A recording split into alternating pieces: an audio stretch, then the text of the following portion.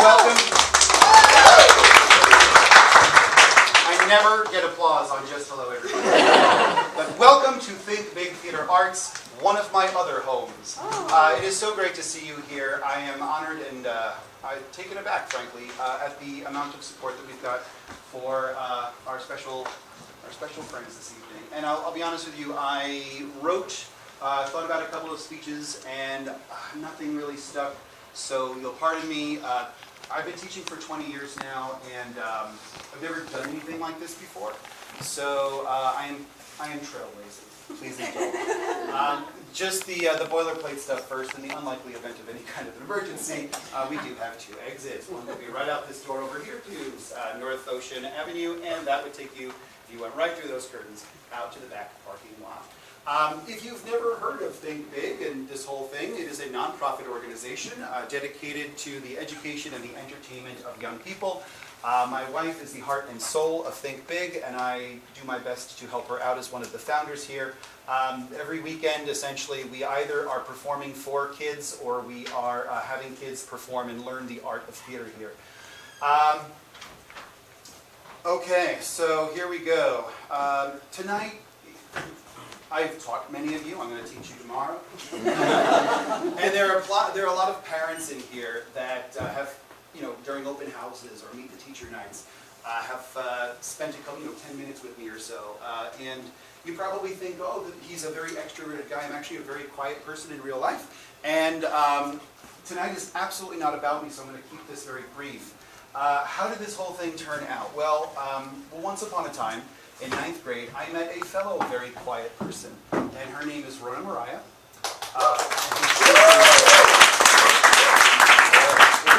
That's someone right there who has a longer commute than I do, and thank you so much for joining us. And Mr. Bonda. About mathematically equal to my commute. By the way, you've all had my commute tonight. Yes! Oh my God, you're a superhero. Yes, and Denise is much worse than, right? This is about halfway for you, I think. Yeah. She gets there early. So, all right. So there's Rona Mariah, super intelligent, a little bit quiet. But as I was just saying to some of the actors in the back, there are all sorts of people in our lives who are, they might not be the most talkative on the outside, but when you see and hear their art, that is when you get to meet them. And that's what you're going to see tonight. And I actually would caution you this evening to it's very easy to think that we're hearing the literal interpretations of everything that Rona has ever felt. That's not exactly how it works when you're looking at a writer's work, in my humble opinion. You're going to see the essence of who she is. You're going to see her sense of humor, her style.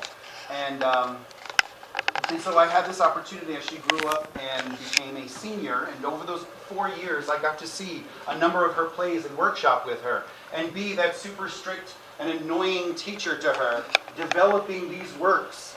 My goal the whole time was to make her stronger. It's the goal that I have for all of my students. But she said I wasn't sentimental.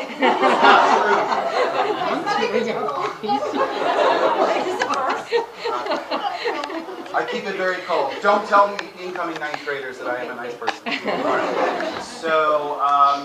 So she had this voice and she had these plays, and I needed somehow, I knew I had this space, and I needed to get her to have that experience that we don't all have, which is to see other people produce your work. So how do I do this? Well, on the one hand, I was like, I got to find one of my local actor groups and assemble the team. And then I thought, nope, I have a better idea. Because there was another student that I had just a few years ago named Jessica Kantorowicz, who, when I also met her in 9th grade, was a bit of a nervous gal in my freshman class. And then, but as she grew up, by the time she was in my acting class, she was, I think, almost literally damaging the floors while she was jumping around in there, knocking desks over. Remember that day? Yes.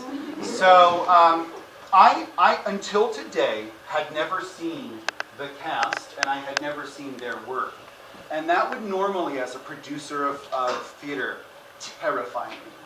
I have not felt that way. In fact, I walked in here pretty cool as a cucumber. I was telling Rona today, listen, you're going to be fine. I'm the first one to panic when it comes to producing a show. I think you'll enjoy this so much. And I know that they haven't performed for you yet, and it's customary to applaud at the end. But there is a group of actors here who are from NYU, as is Jessica, and they've come all the way out from the city to perform for you today. And some of them are hustling straight back there. One even has work tonight. Oh my goodness!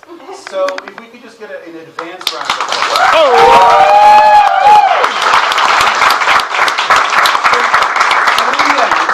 20 years of teaching, and in hundreds, I think I'm topping 1,000 now of students. I've never done anything like this before. And that's a testament to all of the students who are quiet until you get to hear their true voice. I'll leave it on that.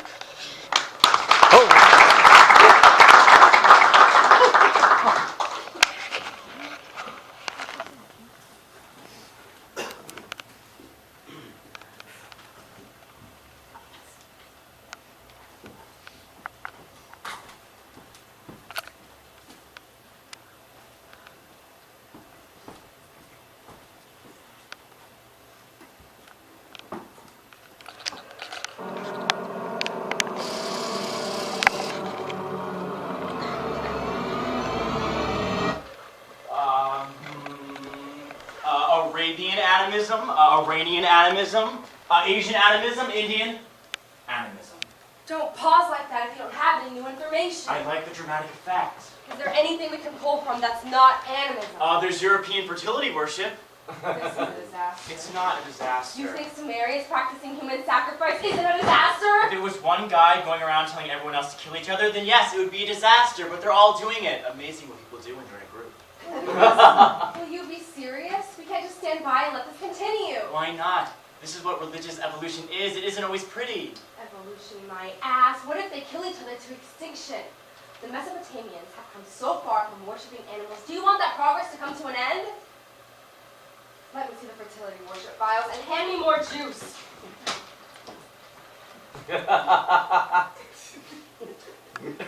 You know, they say a cluttered office space is the sign of a cluttered mind. This is a private office. How did you... Door was open?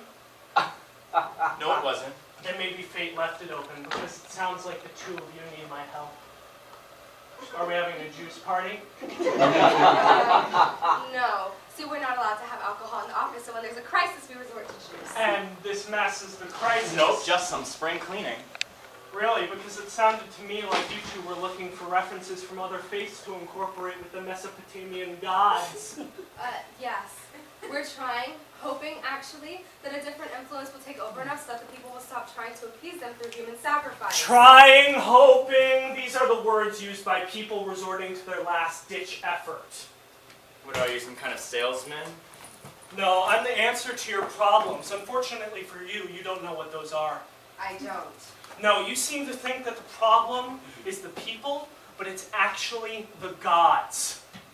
You're settling for the flank when you could be having the fillet. Okay, I think you're jumping the gun just a little Good, bit. and I want to make you jump it with me. Right now, everybody is too focused on trying to figure out what the gods should have them do.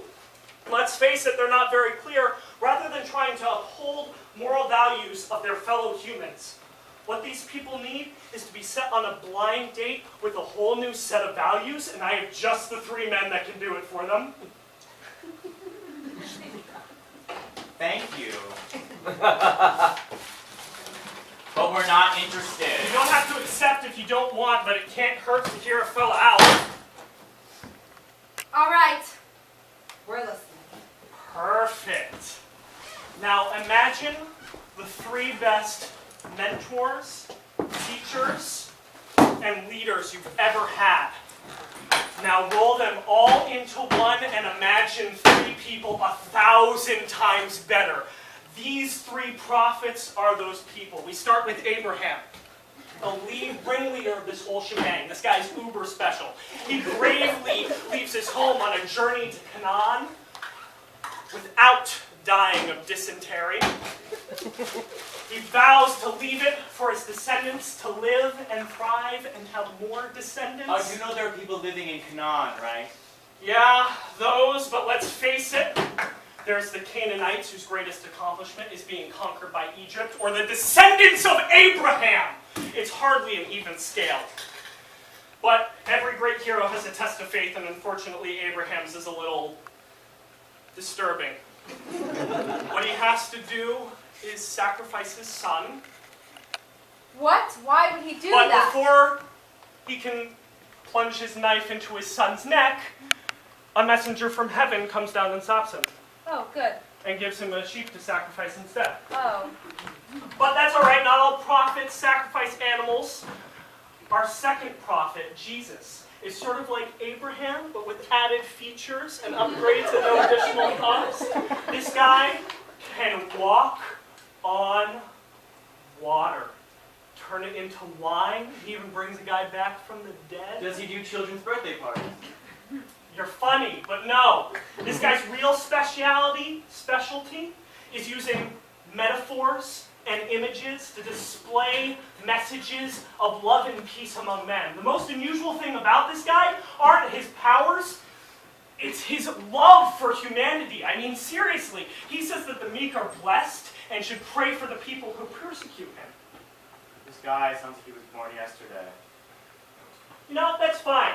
The Jesus train's not for your riding. We can always turn to our third prophet, Muhammad, the logical strategist. This guy is not a people person, not unlike someone in this room.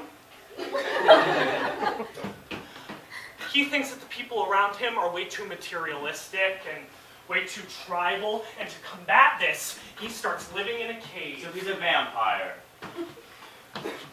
Wrong again! He only lives in the cave once a year for like a day or two, but living in the cave starts to have an impression on him, and he starts teaching about the values of peace and humility. And he raises an army and conquers a neighboring town and eventually an entire region, building a flourishing and successful community for all. Any questions? This all sounds fine from a story perspective, but what do these people have to do with anything? Where does a random child sacrifice come from? And who can walk on water? And what? Yes, what does any of this have to do with the gods? Okay, ignore that for a second. Objectively, how do these people sound? Well, they sound like people I'd love to meet. Of course you'd love to meet them. Who wouldn't want to meet a guy who can bring people back from the dead? But the Fertile Crescent would never accept them. Do you think they would accept these heroes if they were associated with a different god? Which one? Such an idiot. Wait a second. Thank you very much, but we're not interested in a new religion, Have you- especially not a monotheistic one. Have you ever considered that perhaps you're just scared of change? Don't be my psychologist, please. Listen, you're very ambitious, and we appreciate your enthusiasm, but having one entity control everything would be too convoluted. But People wouldn't be able to wrap their heads around it. That's the beauty of these prophets. They speak to God so other people don't have to. It's like being a grandparent. You get to play with the kids, all the benefits of playing with the kids, and the parents take care of everything else. And the great thing about these prophets is you could release them at any time. You could release them back to back, or have long periods in between them, and it wouldn't make much of a difference. We didn't say we were taking this offer up. But I'm just getting to the best part. Because see, these prophets, they're so versatile, their ideas can influence anyone. This could spread far beyond the Crescent. I'm talking Canaan, the Arabian Peninsula, maybe even the entire world. I was wrong. You're not the psychologist, you're the patient. Okay, you know what? The jokes are funny, but I want to have a heart-to-heart with the two of you for a second. I've been all over the world trying to introduce this religion to other cultures, and I can't think of a single region or ethnic group that needs this more. Your people are way worse off than the animists. I know that's not what you want to hear, but it's the truth. Can you give us a minute? Sure.